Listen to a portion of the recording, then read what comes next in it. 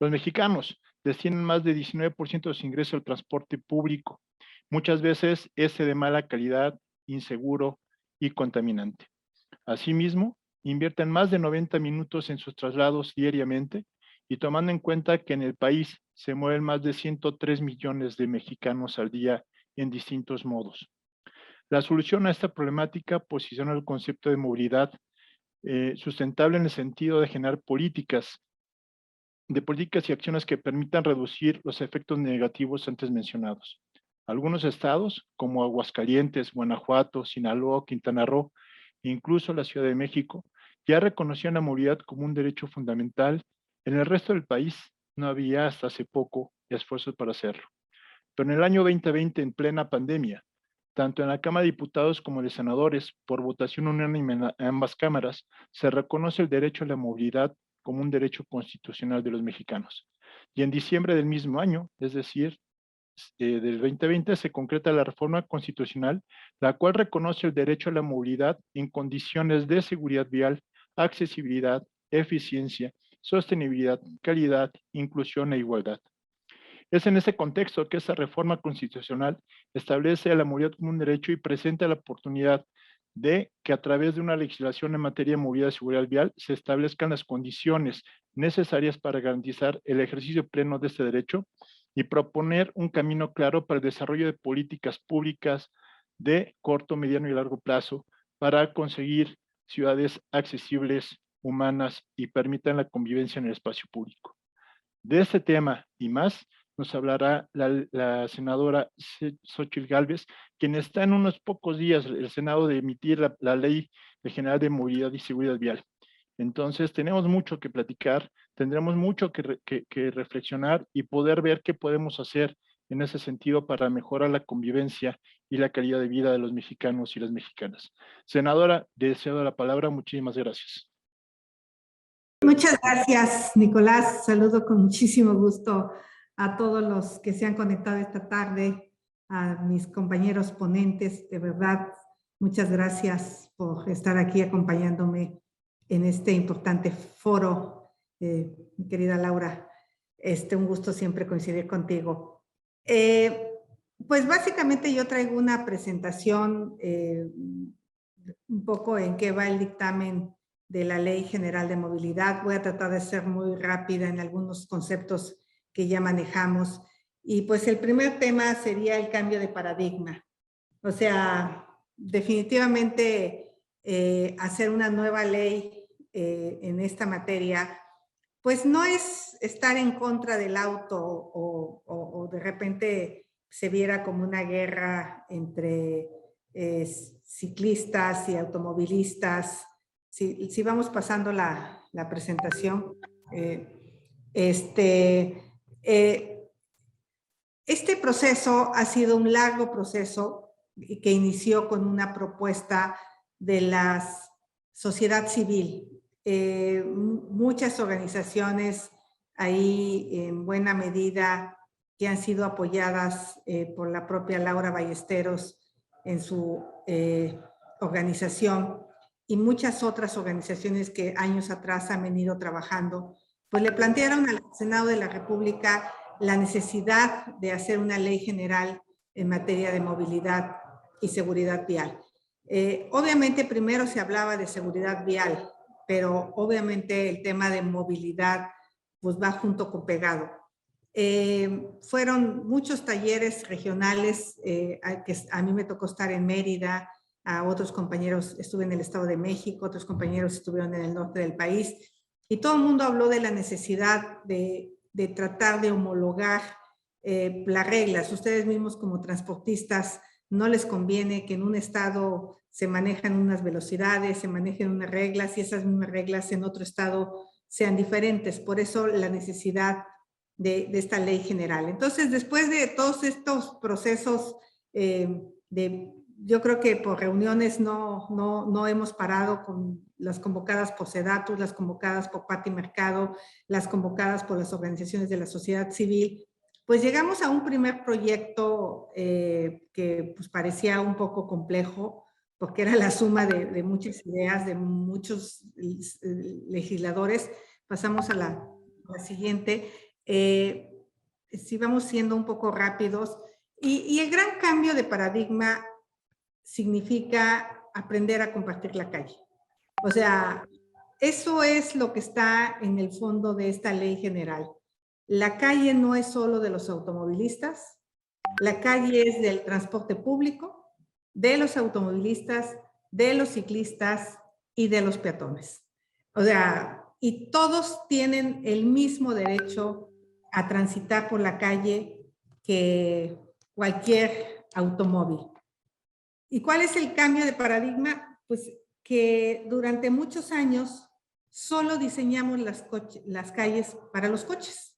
Dejamos de pensar en los peatones, dejamos de pensar en los ciclistas y dejamos de pensar en el transporte público. Y obviamente, pues ese cambio a muchos no les gusta. Y yo creo que lo que pasó en la calle de Insurgentes es un ejemplo de algo disruptivo por parte de la jefa de gobierno en un momento de la pandemia donde todo el mundo tenía temor de usar el transporte público.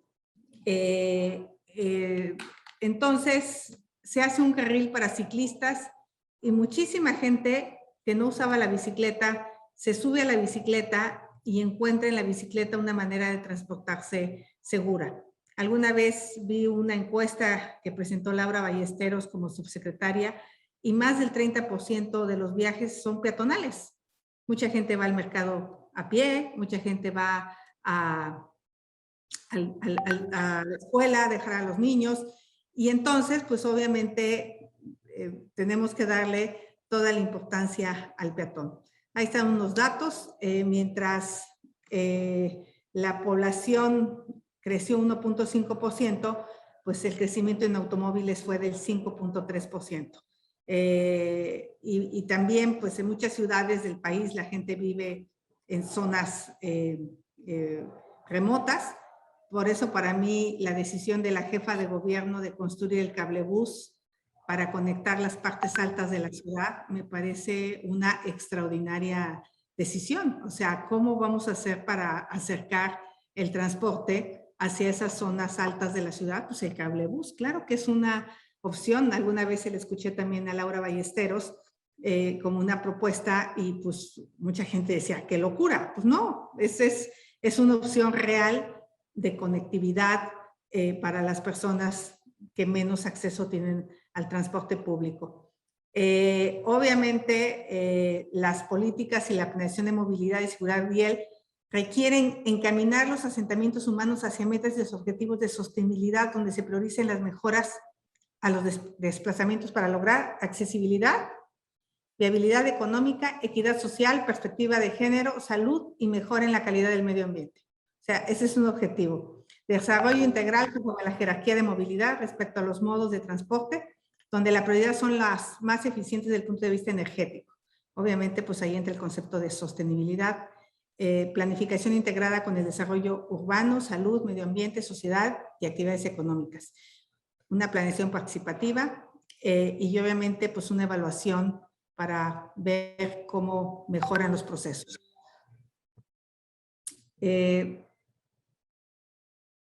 Estos datos ya los conocen. Los accidentes de tránsito le cuestan al país alrededor de 1.7% del PIB, equivalen a 150,000 millones de pesos de pérdidas por productividad. De 2015 a 2018, 44,000 personas en México han muerto en accidentes de tránsito, mientras que 110,000 personas han resultado lesionadas.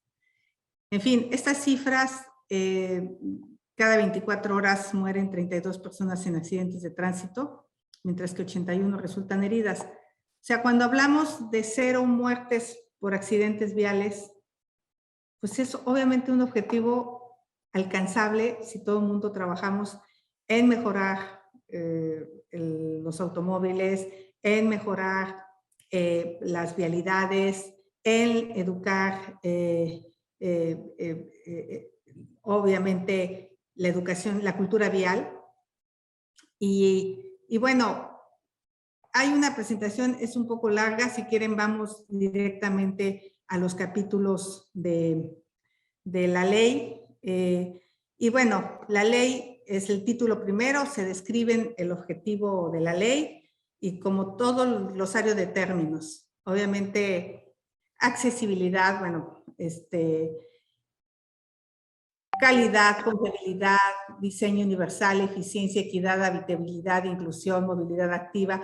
Y ahí se trata de definir en este primer capítulo, pues todos estos conceptos que parecieran muy comunes, pero que sí requieren una definición clara dentro de la ley. El siguiente, el título primero, obviamente habla de la planeación, diseño e implementación de las políticas públicas, planes y programas en materia de movilidad, que deberán favorecer en todo momento a las personas, los grupos en situación de vulnerabilidad y sus necesidades de acuerdo con la siguiente jerarquía. Y ahí empieza la jerarquía de la pirámide de movilidad: peatones, ciclistas, personas y usuarios de transporte público, personas prestadoras de servicios de transporte y distribuidores de bienes y mercancías, y personas y usuarios de vehículos motorizados. Pasamos también a la responsabilidad compartida pero diferenciada. Se considera que existe una responsabilidad compartida entre las personas usuarias de la vía y los grupos en situación de vulnerabilidad, tomando en cuenta su interseccionalidad. Esta responsabilidad se establece de manera diferenciada, asignándola en mayor medida a quien mayor riesgo genere y a las externalidades que produzca el espacio público y otras personas usuarias, y en menor medida en función de su vulnerabilidad. Por supuesto que un peatón pues tiene menor responsabilidad que alguien que está conduciendo un vehículo motorizado.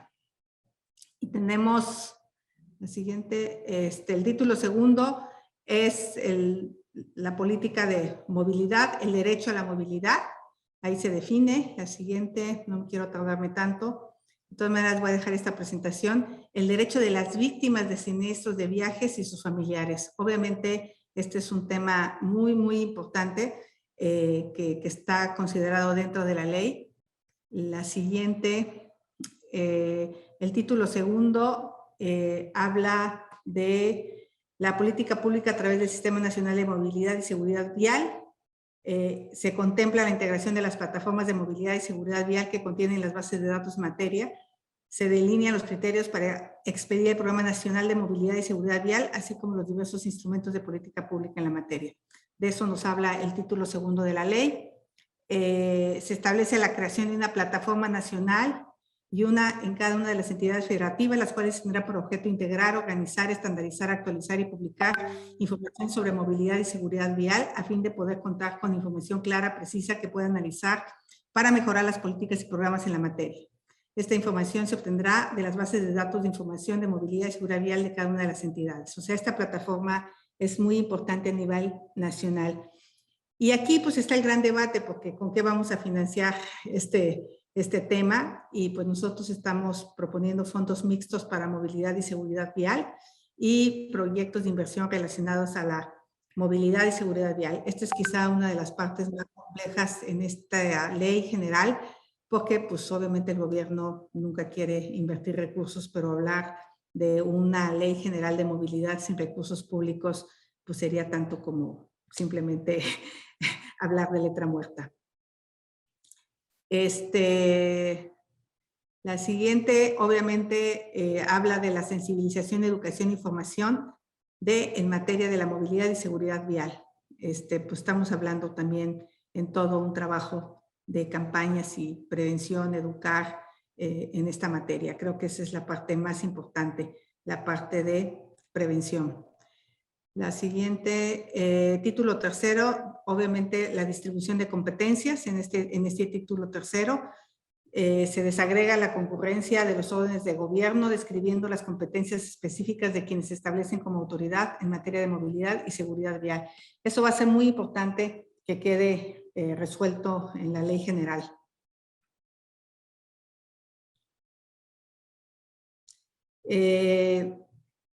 Hablamos que en este momento quien lleva la batuta en el tema pues es la Secretaría de Desarrollo Agrario, Territorial y Urbano.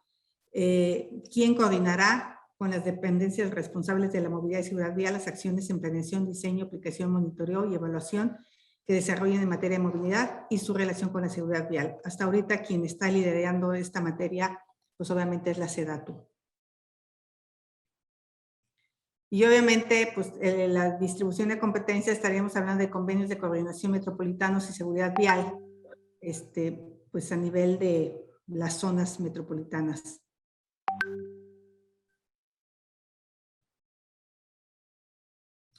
La vigilancia de la ley, eso también es muy importante, quién le va a dar seguimiento.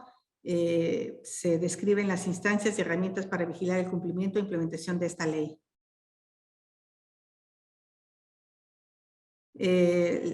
La federación, las entidades federativas y los municipios, así como las demarcaciones territoriales de la Ciudad de México, promoverán mecanismos de contraloría y vigilancia social, donde participen las personas usuarias y organismos representantes de los grupos en situación de vulnerabilidad, instituciones académicas, organizaciones sociales, colegios, institutos y observatorios.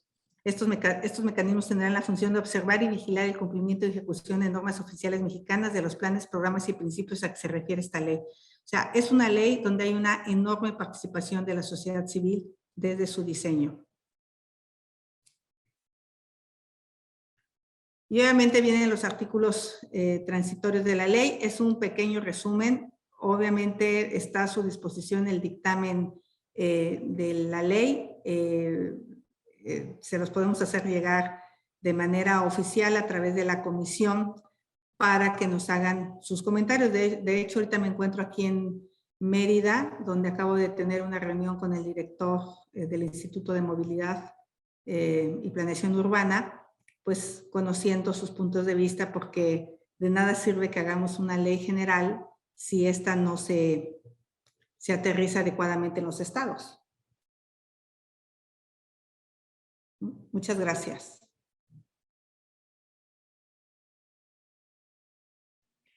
Muchísimas gracias, senadora.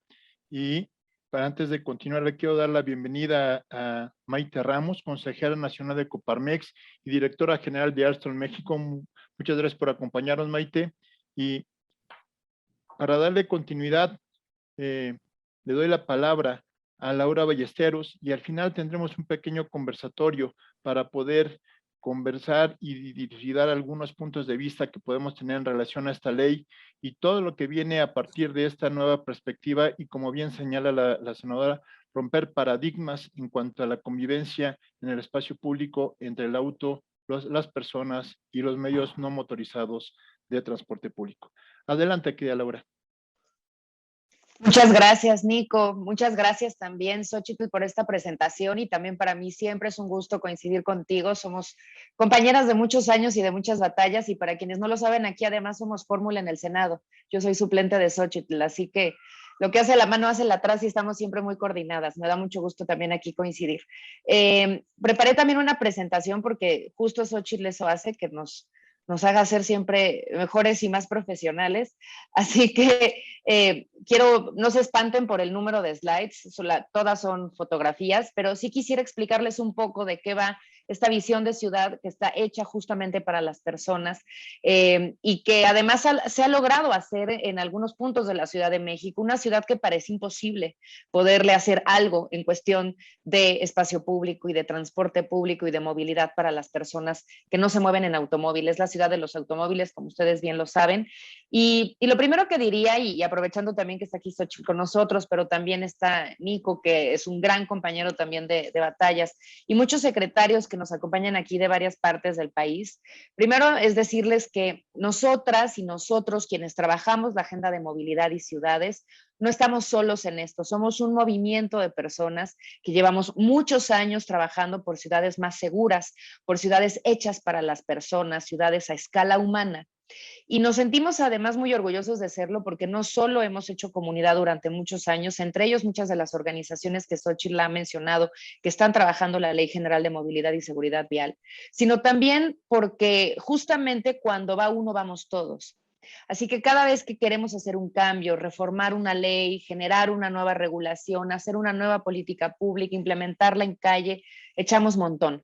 Y creo que esto es algo de lo cual nos sentimos muy orgullosos. los que somos los de la movilidad, como muchos nos dicen, pero que también al mismo tiempo cada vez se robustece más este movimiento entre funcionarios, legisladores, políticos, empresarios. Por eso la Coparmex es tan importante para este movimiento de ciudades para las personas.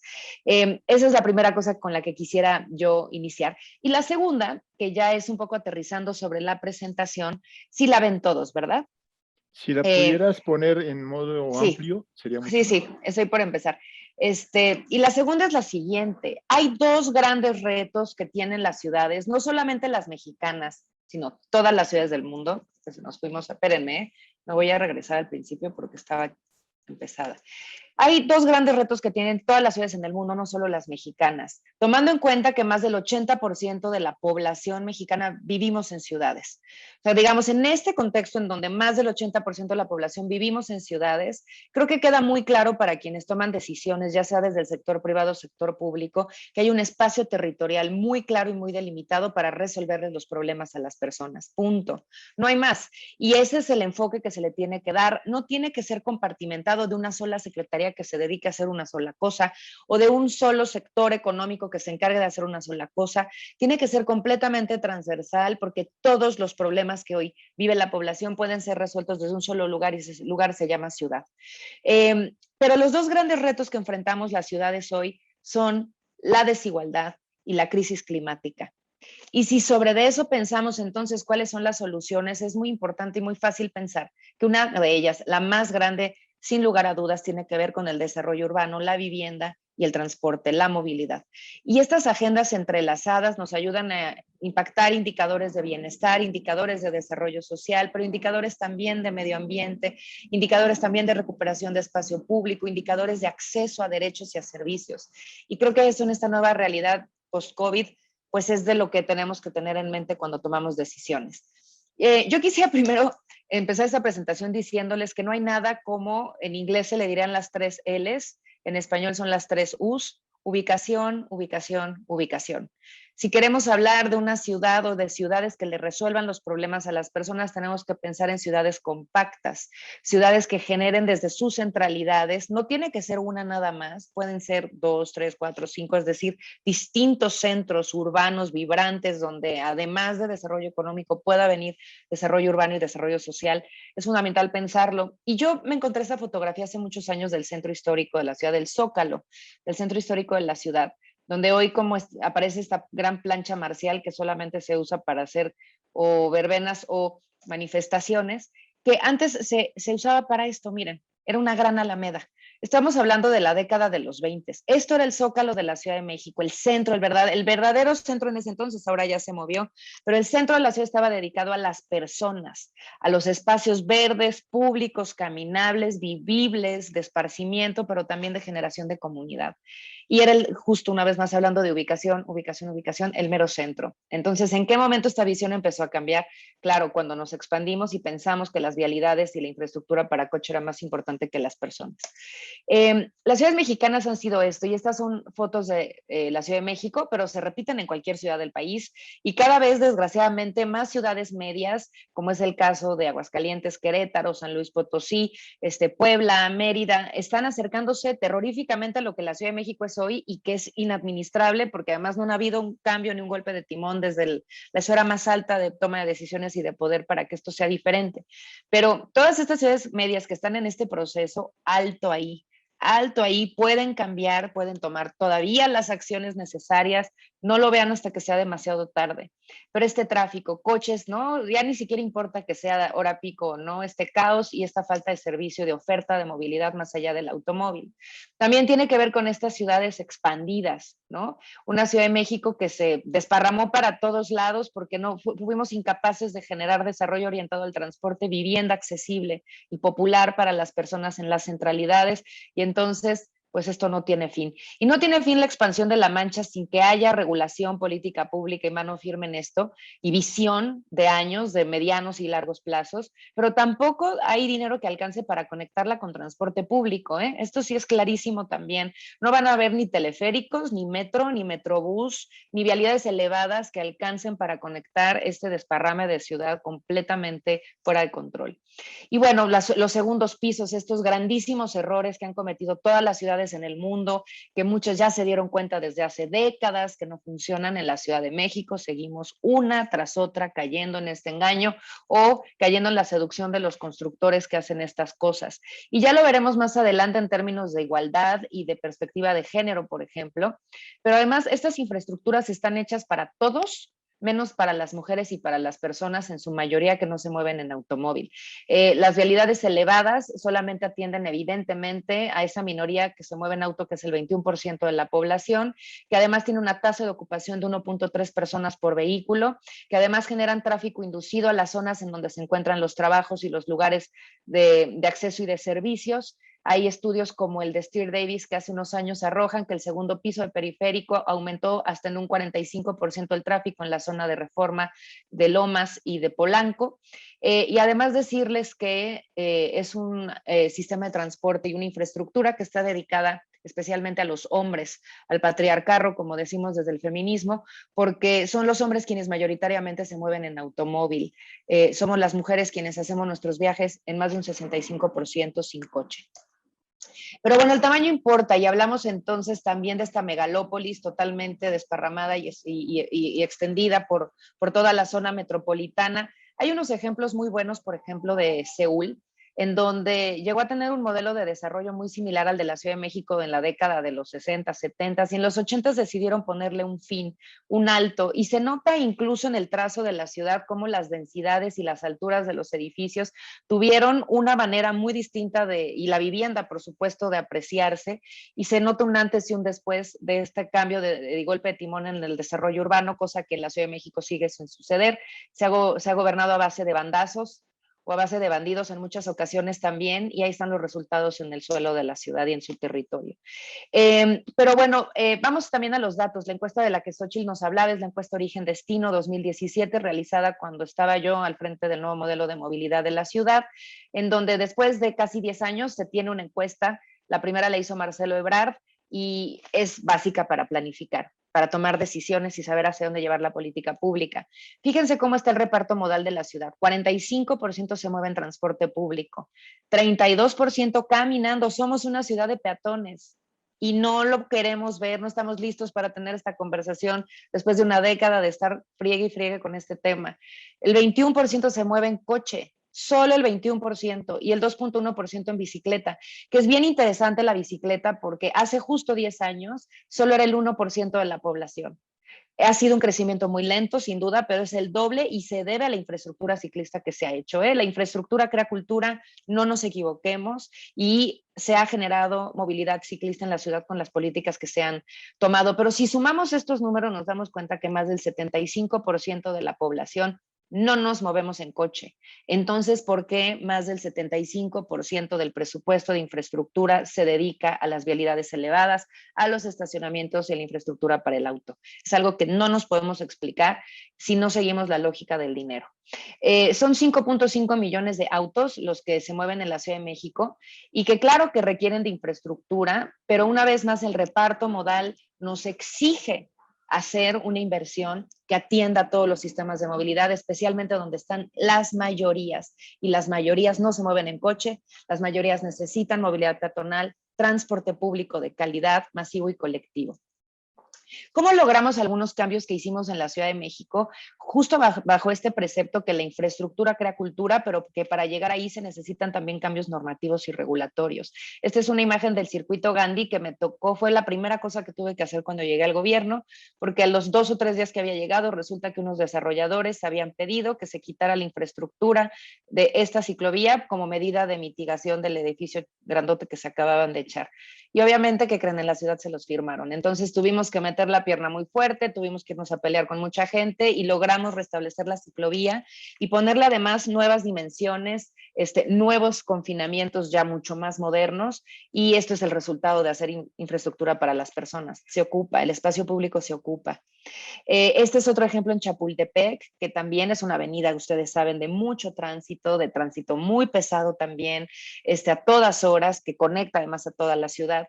Hicimos también una ciclovía confinada en dos direcciones, no es bidireccional, con banquetas amplias, intersecciones seguras. La propia ciclovía de patriotismo, otra en una avenida muy importante de tráfico pesado, metropolitana, que conecta la ciudad de punto a punto, en donde también nos atrevimos a hacer ciclovías confinadas con la infraestructura más segura posible para los peatones y cruces seguros. Pero también está el paseo en bici, que ustedes lo conocen bien en Reforma, que lleva muchísimos años. Ahí amigas como Marta Delgado fueron importantísimas para esto en su momento. Están los cruces seguros. Aquí Diana Quintanar fue fundamental en esto, los famosos pasos seguros que hicimos en la Ciudad de México, tomando corredor. Esta es la delegación de Xóchitl, ¿no? O sea, por corredor completito se toma, intersección por intersección se va trabajando los cruces peligrosos, pero también, por supuesto, la saturación vehicular y la semaforización, y lo que hace es construir una ciudad para mujeres, para niños, para personas, que las mujeres y los niños y los jóvenes somos quienes más ocupamos la calle. Y esta foto, que fue tomada al azar, lo dice de manera muy clara, no tuvimos ni que prepararla, ¿no? Las 3 P's, y me voy yendo muy rápido, para poder transformar nuestras ciudades, que es esta fórmula que usamos en la Ciudad de México y que la hemos ido llevando a distintas ciudades en el país. Guadalajara es un gran ejemplo de lo que un cambio y una transformación puede hacer. Zapopan y toda la zona metropolitana del área de Guadalajara han hecho las cosas muy bien, pero Puebla también ahí va, y Querétaro también está trabajando en esto, y Mérida, y próximamente el norte del país también poniéndose las pilas con esto, ¿no? La primera P es política. Necesitamos cambios legislativos y administrativos, y necesitamos personas entrándole a esto, personas normales, como le dirían los ciudadanos, no políticos, gente experta, académica, empresarios, especialistas que le entren a hacer política. Perdámosle el miedo, porque los necesitamos de este lado. Es decir, luego quienes queremos hacer cambios estamos solos, porque la política da miedo, pero es importante entrarle y hacer estos cambios fundamentales. En la Ciudad de México lo hicimos con la Ley de Movilidad, creamos la Secretaría de Movilidad, creamos los procesos de planificación, y hoy por eso las cosas caminan con un poco más de velocidad. Policy es la segunda P, que es muy importante, es planeación y regulación. Esto ya aplicado a la política pública, a las implementaciones, a las guías, a las regulaciones. Y por último, pruébalo. Es decir, implementalo, llévalo a la calle, porque si no, ni te lo creen, ni tampoco genera un cambio de las dimensiones que estamos haciendo. Entonces hay que hacer política, hay que hacer policy, que es política pública, y hay que probarlo, es decir, llevarlo al territorio, con una nueva cultura de movilidad y perspectiva de género.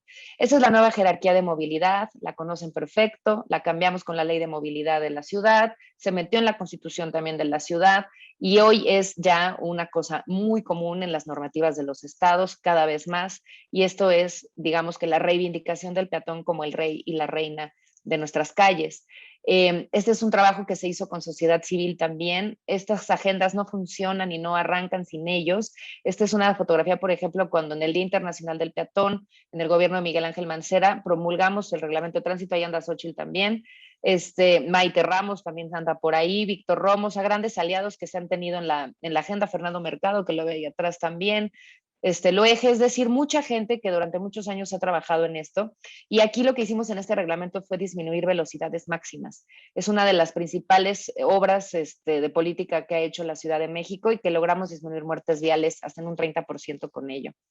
Arrastrando el lápiz con policy, pues el Programa Integral de Movilidad, el Programa Integral de Seguridad Vial Visión Cero, estos cambios normativos de la Visión Cero, que nos permitieron con infraestructura y con regulación disminuir hasta en un 50% las muertes viales. La encuesta origen-destino de las que le hablábamos, no se puede planificar ni hacer política pública de transporte y ciudad si no se tiene el estudio de los viajes de las personas. Movilidad y género, que es fundamental, ¿no? Tenemos aquí el 53% de los viajes que se hacen en la ciudad son mujeres. Somos mujeres, somos la mayoría de los viajes de la Ciudad de México, y aún así siguen sin atenderse con las especificaciones y necesidades que tenemos. Es decir, casi 4.700.000 viajes hechos por mujeres en la mayoría de los viajes de la ciudad. Y nuestros viajes tienen necesidades muy distintas. Hacemos 3 millones en transporte público, de 3 a 6 recorridos diarios. Nosotros hacemos movilidad de cuidados, acompañamos a personas o adquirimos bienes y servicios, y justamente porque hacemos entre 3 y 6 viajes diarios, estamos mucho más expuestas a las violencias y a la falta de infraestructura de la calle. Tenemos trayectos numerosos y complejos, estamos acompañadas por hijos, somos más vulnerables al acoso sexual y a ser molestadas. Valoramos la flexibilidad horaria y la iluminación. de la puerta a la puerta, no solamente el viaje en el transporte público, sino todo el recorrido. Venimos cargadas con bultos, compras, carritos de bebé, sillas de ruedas y estamos concentradas en áreas geográficas alrededor del hogar. Esto es las particularidades de los viajes con perspectiva de género y esto es algo que ninguna ciudad ha atendido hasta el día de hoy. En América Latina pasa muy similar. Tenemos en Chile que el 68% de las mujeres son usuarias de transporte público versus el 45% de hombres, por ejemplo. Y del lado derecho ustedes van a encontrar cómo son los patrones de viajes de las mujeres, que son patrones en zigzag. Los patrones de viajes de los hombres normalmente son lineales, son largos y solo son dos, y el objetivo del viaje es el trabajo. De mujeres no, de mujeres es colegio, casa, compras, trabajo, colegio, otra vez, casa, en estos 3 y 6 trayectos al día y de manera circular, en zigzag, perdón, atendiendo los viajes del hogar. Me quiero ir un poco más rápido en esto, algunas de las campañas que hicimos para el tema de movilidad de mujeres. Pero miren, con esto iría concluyendo ya, son ejemplos de infraestructura hecha en la Ciudad de México, con nuestra querida Ecobici, con nuestros cruces seguros, las famosas orejas, para disminuir el tiempo de los peatones en el espacio vial y disminuir la velocidad de los coches al dar la vuelta, nuestros pasos seguros, que ya les hemos hablado de ellos, con intersecciones, con volardos, con la propia ciclovía, con reductores de velocidad. Esta calle que pudiera parecer Suecia, pero no lo es una foto que tomamos justo después en Eduardo Molina, a un par de días de haberse implementado el nuevo reglamento de tránsito. Y fíjense ustedes esto, y tampoco la practicamos, tampoco se estudió la fotografía, es una foto tomada totalmente al azar, donde el Metrobús respeta su señalización, la moto respeta la caja de motobici, los coches respetan las líneas peatonales, está la ciclovía bien hecha, está la intersección. Eso es lo que hace un buen reglamento de tránsito, con sanción y también con vigilancia y educación. Estos diseños de calles que son más aptas para los centros de las ciudades, con velocidades bajas de 20 kilómetros por hora, con volardos retráctiles para los servicios de carga o de bienes y servicios en la zona, pero al mismo tiempo a nivel plataforma para que personas, bicicletas y coches puedan convivir. El eje 8, que esto está justo enfrente del Partido Acción Nacional, que era un tiradero ahí de falta de señalización vertical, horizontal y de carriles para coches e intersecciones para personas. Hemos logrado con medidas de integración invertir en todo eje 8 para poner paraderos para personas que esperan transporte público, con techos que resguarden de la lluvia, del calor, volardos para disminuir velocidades y proteger peatones, buena señalización horizontal y vertical, vegetación. El carril bus bici del eje 8 también es otra de las innovaciones. En Mixcoac también con medidas de integración logramos hacer este parque peatonal de casi 3 kilómetros con un desnivel para poder mandar a los coches por abajo y las personas arriba a nivel de calle como tiene que ser, con toda esta recuperación de espacio público y de vegetación, con más de 43 cruces seguros en toda la colonia que abarca esta infraestructura y espacio para niños, mujeres, para las familias que puedan hacer uso de sus calles sin miedo y con el espacio público como tiene que ser, ¿no? Reductores de velocidad, esta es una foto nocturna. Esta ciclovía que nos la echamos con Xóchitl Gálvez cuando era delegada en Miguel Hidalgo, ustedes conocen perfecto la México-Tacuba, un tiradero de vendedores ambulantes, de microbuses, de coches, pues con infraestructura y con mano firme, pero también muy de gobernanza se logró hacer esto, ordenamiento del comercio, ordenamiento de los automóviles, de los paraderos y esta ciclovía preciosa en ambos sentidos de la calle confinada, de este trabajo además que se pudo hacer con gobierno central y delegaciones. Por último, este crucero, el pare de sufrir como le decimos, con este tiradero de calle también sin ningún tipo de dirección hacia ningún lado. Además, en una zona escolar logramos hacer esta intervención, esto fue con Ricardo Monreal, y bueno, pues una calle que te dice cómo usarla, que le da prioridad al peatón, a las bicicletas, que al coche le da la certeza de por dónde circular y que a los niños los permite llegar seguros a sus escuelas y a sus casas. Esto es en eje 6 también, que nos hicimos este tipo de infraestructura, pero bueno, terminaré diciendo que lo más importante es el poder de todas las personas que hacen esto posible, que estos no son cambios que se empujan solos, que se necesita sociedad civil, empresarios, gobierno para hacer el cambio y que además esta fuerza colectiva es la que ha movido a la Ciudad de México y al país a hacer los cambios de movilidad que se han hecho y que de lo cual, pues bueno, todos los que estamos aquí en una u otra medida hemos sido parte y nos sentimos muy orgullosos de eso. Muchas gracias. Muchísimas gracias, Laura. Y bueno, nada más tendremos poquito tiempo para platicar, pero una parte importante de la que comentó Xóchitl, la senadora Xóchitl Gálvez al inicio es ¿Cómo vamos a financiar toda esta parte, esta ley general de movilidad y seguridad vial, puesto que no hay una política pública que emane del poder federal? Todo el tema de movilidad está encasillado para las autoridades locales en cada 32, en cada entidad maneja su propia ley de general de movilidad, maneja sus propios sistemas de transporte, tiene ella la planeación. ¿Cómo poder impulsar esa homogeneidad en un concepto tan grande como es la movilidad, estimada senadora? ¿Cómo poder impulsar este concepto que vemos que es posible? En otros países se ha hecho, por ejemplo, Suecia es un ejemplo, en América Latina, Chile es un ejemplo donde la autoridad participa con recursos, participa con regulación y tiene interés en que estos sistemas de transporte beneficien a las personas directamente, porque porque benefician su economía, benefician su competitividad, su seguridad. Todos estos esquemas que hemos estado platicando el día de hoy, cómo poder hacer que esta ley funcione con la participación de la autoridad federal. Muchas gracias. Voy a aprovechar también aquí para contestar en el chat a alguien que hablaba sobre cero emisiones. Por supuesto que cero accidentes viales, cero exclusión y cero emisiones, pues es el objetivo fundamental de esta ley. Y una de las palabras que tiene esta reforma constitucional habla de sostenibilidad. ¿Qué quiere decir? Pues toda la apuesta al transporte eléctrico.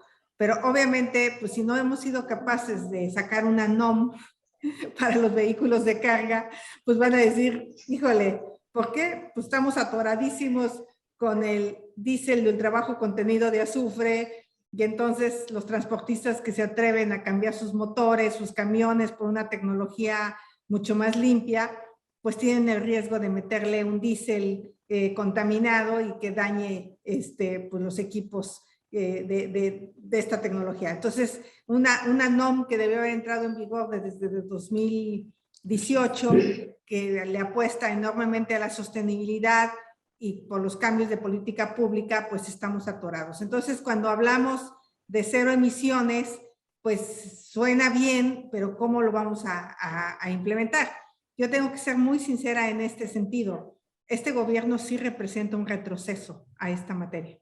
O sea, mientras otros países están hablando de tener políticas públicas donde la salida del auto de combustión interna está prevista para 2035, pues aquí estamos construyendo una refinería. Entonces, pues si analizamos cómo se va a recuperar, pues obviamente la política no va enfocada hacia la electromovilidad.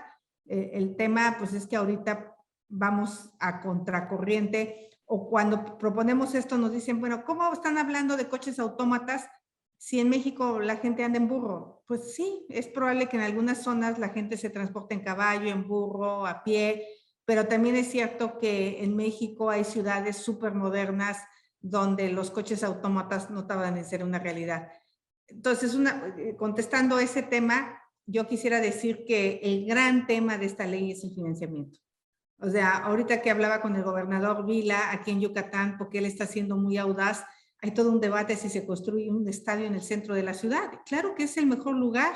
¿Para qué vas a hacer un estadio a las orillas de la ciudad que te va a requerir transporte público, que te va a requerir que miles de coches vayan hasta casa a la fregada, cuando tienes un espacio, cuando la gente vive ahí, cuando se puede ir a ver el partido de fútbol, de béisbol caminando? Pero en la mentalidad de la gente se imagina estadio, coches, ¿no? Entonces dicen, no, no queremos el estadio. Cuando yo fui al estadio de Barcelona, pues llegué en el metro, ¿no? Y todo el mundo llega en el metro. Entonces, romper los paradigmas hacer que donde ya tienes servicios, pues haya crecimiento vertical. Si resuelves el tema del agua, limitas el uso de cajones de estacionamiento. Eso a la gente no le queda claro. Y lo primero que me preguntó el gobernador fue, ¿y cuánto dinero va a venir para financiar todo esto? Y dije, pues te van a llegar un montón de obligaciones, pero no estoy segura que te vaya a llegar dinero. O sea, no está claro, para ser sincera, si va a haber recursos públicos para financiar esta ley de movilidad. Ese es el gran debate de la ley, porque todo lo que se aprueba en la actual administración, el único requisito es que no te pida dinero. Y bueno, pues no, eso es imposible, pero por lo menos vamos a dejar muy claro todo el tema de los derechos y yo creo que también esa es una vía. La gente va a empezar a exigir su derecho a moverse de manera segura. Bueno, pasado el tema bochornoso, sigamos aquí. Senadora, una pregunta, y bien lo señaló Laura en su participación, no hay dinero que alcance, hay que eficientar el gasto.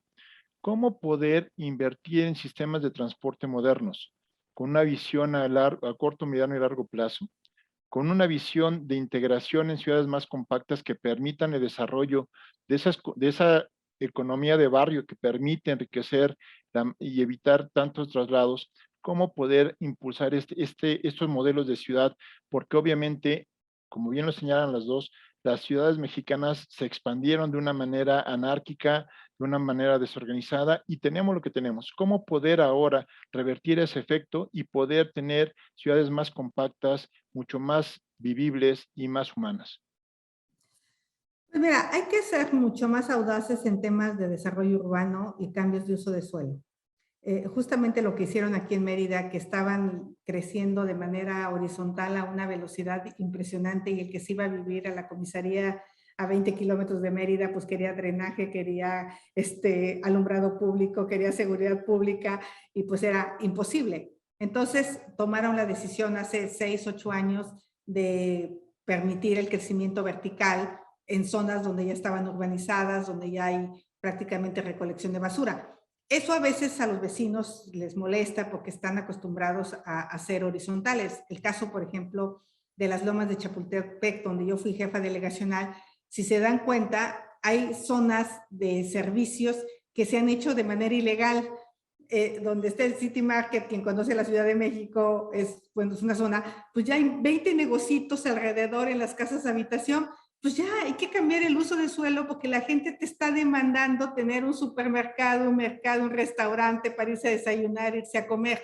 Entonces, hay que crear en estos lugares el comercio en la planta baja, y además es una manera de mejorar la seguridad porque a medida que haya comercios abiertos la gente está afuera, se mueve, y yo creo que hay que dejarle de tener un poco de miedo a los vecinos. Obviamente, yo no digo que no escuchar a los vecinos, pero muchas veces el político no toma decisiones. Me pasó con la ciclovía de Horacio, Laura, donde hubo manifestaciones por construir la ciclovía y decían se va a acabar el comercio vecinal. Ni se acabó el comercio vecinal, hoy se convive la ciclovía con los comercios y ya. Entonces, es tomar decisiones, y yo creo que el tema de planeación para tener zonas mixtas, habitacionales, oficinas, comerciales, pues tiene que ser el futuro de las ciudades si no queremos vivir con estas historias donde la gente vive a las afueras de la ciudad y trabaja en el centro de la ciudad. Entonces tenemos que crear polígonos de desarrollo en las diferentes partes de las ciudades que permitan disminuir el desplazamiento. Y creo que esto que pasó con el home office es una buena práctica que va a perdurar, y la gente va a venir a trabajar, pero ya no como antes. Creo que va a trabajar 2 días a la semana o 3 en su casa, se va a trasladar un par de días, y creo que es una buena oportunidad para replantearnos lo que queremos de las ciudades. Pero mi respuesta es, hay que tomar decisiones y asumir los costos políticos. Y una pregunta que es importante. ¿Cómo invertir en transporte público con tarifas tan bajas?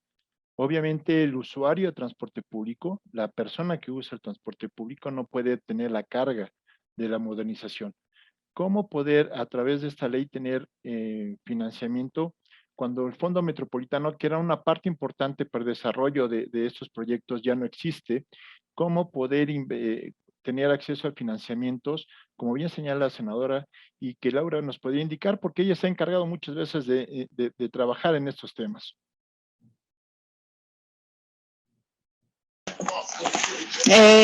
Pues mira, la verdad es que estos modelos híbridos de financiamiento del sector público con el sector privado es una de las mejores fórmulas para lograr hacer estos cambios. Ya vimos lo que en Metrobús se logró hacer cuando a través de corredores estructurados de transporte público se pudo hacer este cambio, ¿no? A mí me parece que mientras los desarrolladores urbanos no se metan a trabajar en estas agendas y no entiendan que no solamente es parte de su responsabilidad social, sino que también les genera plusvalía a sus obras y desarrollos. El invertir en transporte público y en infraestructura de espacio público para las personas, difícilmente el gobierno podrá y los propios transportistas podrán abordar todo el gasto que requiere. Entonces yo te diría que aquí la fórmula pendiente es la inversión y la inmersión de los desarrolladores urbanos en la inversión en transporte público y también de la publicidad, ¿eh? O sea, la publicidad, por ejemplo, en Asia paga complejos enteros de transporte público y hoy pues básicamente es un pocito sin fondo que se va directo a los privados, ¿no? Y una pregunta, estamos aquí en una convención de un sindicato patronal. ¿Cómo esta ley beneficia al sector empresarial? Estamos entendido que va enfocada a la persona, pero es mejorar la competitividad y la economía tanto de las personas como de la ciudad. ¿Cómo esta ley puede beneficiar el desarrollo económico de las ciudades? ¿Quién de las dos me quiere contestar?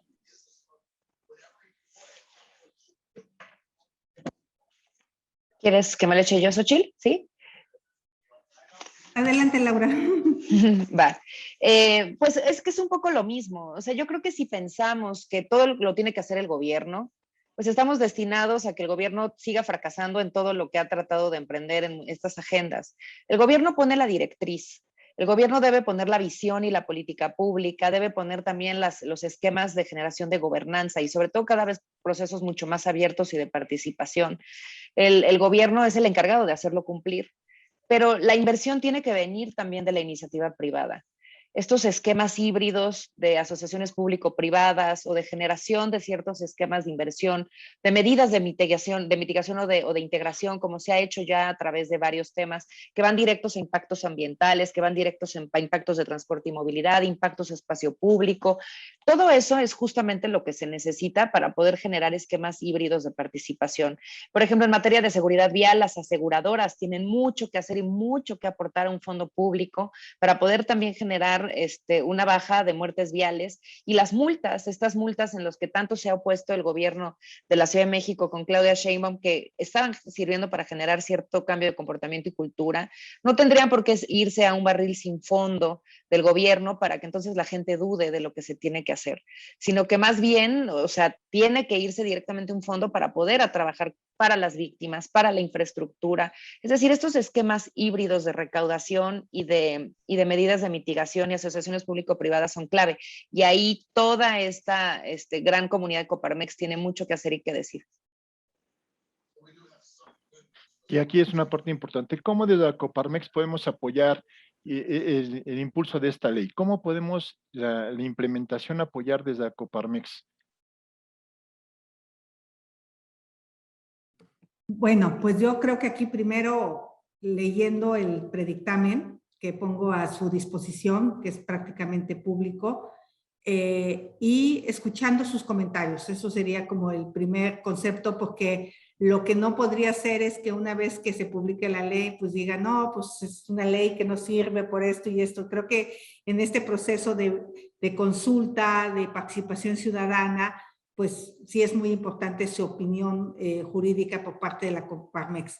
Y en segundo lugar, pues entender que este cambio de paradigma no implica pues una guerra contra el automóvil, o sea, que no, o sea, así como también durante el proceso con las organizaciones civiles, donde pues también plantean casi que sea el auto el responsable de pagar todo la infraestructura y el desarrollo de la ley, pues tampoco podemos estigmatizar al coche porque pues finalmente es un medio de transporte súper necesario y no porque yo sea ciclista pues no quiero que haya un coche en la calle. Creo que lo que no se vale es que toda la infraestructura haya sido diseñada para el coche. Eso sí creo y que nos hayamos olvidado del peatón y que nos hayamos olvidado del transporte público y me parece que la Ciudad de México y otras ciudades ya pusieron en el centro del debate, pues la necesidad de para que la gente deje el coche tiene que mejorar el transporte público. O sea, no hay manera de bajar a las personas del automóvil. Creo que las generaciones futuras sí traen ya un chip distinto el desarrollo de tecnologías con aplicaciones donde prácticamente pides un taxi de manera mucho más segura, pues también está ayudando a que los jóvenes pues ya no sea su regalo de 18 años o de 20 o de acabar la carrera el auto, ¿no? Porque eso era como clásico. Mis 2 hijos ya no tuvieron ese regalo y son bastante felices.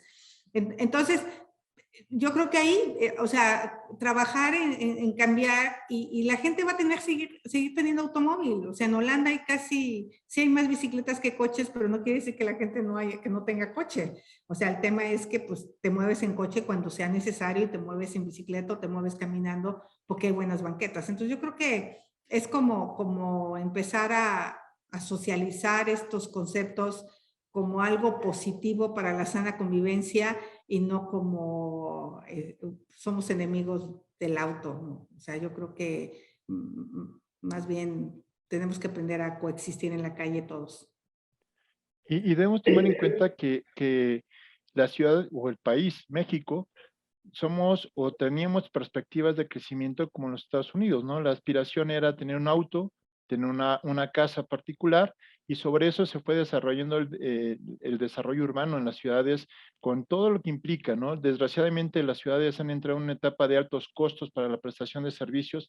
La gente está mudándose a las ciudades para conseguir servicios básicos como es trabajos mejor remunerados, salud, transporte, seguridad, etcétera, y desgraciadamente los centros urbanos no están cumpliendo con esta perspectiva que tienen las personas. Y el transporte es uno de ellos, y es necesario reformular los sistemas de transporte, las políticas públicas, el desarrollo urbano y la convivencia en el espacio público.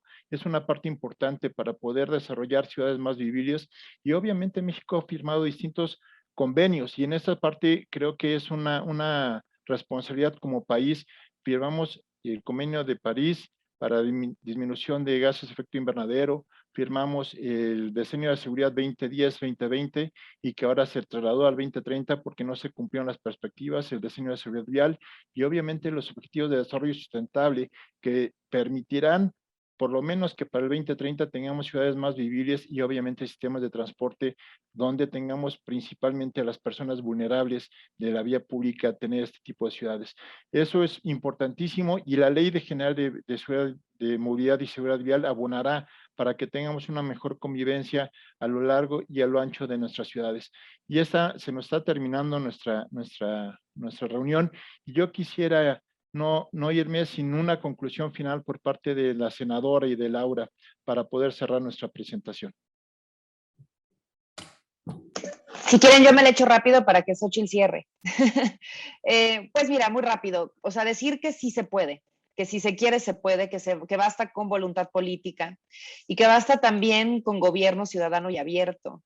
Creo que esta manera de hacer las cosas en donde se decide en una oficina por un iluminado o varios iluminados, expertos o no, justamente habla del fracaso de las ciudades y cómo se han construido. Necesitamos escuchar a todas las voces, especialmente a las usuarias, a los usuarios, construir a nivel de barrio, preguntarles qué necesitan, dónde es que les es más importante tener un sendero seguro o un paradero de transporte público o una ruta más específica para poder cubrir sus viajes, dónde necesitan una intersección segura, en qué zona escolar se hace más falta. Es decir, este tipo de conversaciones creo que es hoy lo que tenemos que hacer. Yo creo que en las ciudades medias de nuestro país hay una gran oportunidad de empezar a establecer estos diálogos cercanos.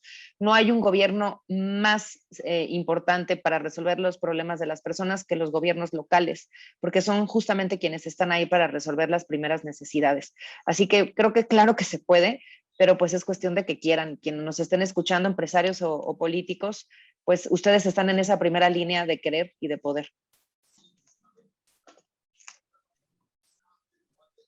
Muchas gracias. Senadora. Pues antes de nada agradecer a Coparmex que haga este tipo de seminarios. Yo creo que el derecho constitucional a la movilidad, como hoy se establece, con seguridad, con inclusión, con igualdad, con sostenibilidad, que son conceptos realmente importantísimos para la vida de un ser humano. O sea, el que salgas a caminar, que no te atropellen, que no te maten, el que te subas a un transporte público, digo, obviamente lo que pasó con la línea 12 del metro, pues es terrible porque no pudiera ser posible que te subas al metro, se caiga y, o sea, no se puede caer un transporte público, o sea, tiene que tener todas las medidas de seguridad, o lo que pasó en el cablebús, de que en el sismo, pues algunos se quedaron ahí 40 minutos porque la planta de emergencia no funcionó. Todo eso lo tenemos que resolver las autoridades para que la gente se anime a subirse al transporte público como primera opción de moverse. Pero mientras la clase política se siga moviendo en suburbans 8x4 y no se baje, de verdad para mí fue una gran experiencia ser delegada y hacerlo en la bicicleta, porque pues te das cuenta de todos los baches que hay, te das cuenta, un día que me derrapé dije, ay, maldita delegada, dejó la grava tirada, ¿no? Y bueno, pues era yo. Entonces, obviamente, vives las consecuencias de que alguien no hizo su trabajo y que alguien tuvo un accidente, y eso no lo puedes hacer si gobiernas desde el automóvil, de verdad. Hay que bajarse, hay que caminar, hay que estar en la calle. La clase política tiene que ponerse en los pies de los ciudadanos. Y esta Ley General de Movilidad va a ser un primer avance. No va a ser la ley general precisa, exacta, que hubieran querido todas las organizaciones de la sociedad civil. Estoy segura que se logran las leyes posibles, no las leyes ideales. Pero bueno, con esa ley posible que se está logrando en el Senado de la República y luego en la Cámara de Diputados, pues tendremos que comenzar y de ahí ir hacia adelante. Y no olvidarnos de lo que buscamos: 0 muertes por accidentes viales, o sea, ese es el primer objetivo. 0 emisiones, o sea, tenemos que ir hacia un transporte totalmente sostenible, y 0 exclusión, o sea, el que la gente pueda irse a un transporte público teniendo la discapacidad que tenga, siendo mujer, o sea, pues es un objetivo totalmente alcanzable. Estamos a sus órdenes y sobre todo en esta etapa de consulta, que pues yo lo que me comprometo es mandarles a Coparmex la propuesta de dictamen, recibir sus opiniones y a la medida de las posibilidades integrarlos. Muchas gracias y pues a dejar el coche sería mi propuesta. Muchísimas gracias, senadora. Muchísimas gracias, Laura. Y con estas 2 reflexiones finales cerramos nuestro webinar el día de hoy, agradeciéndole su participación y su tiempo para poder compartirlo con Coparmex. Muchísimas gracias y muy buenas tardes.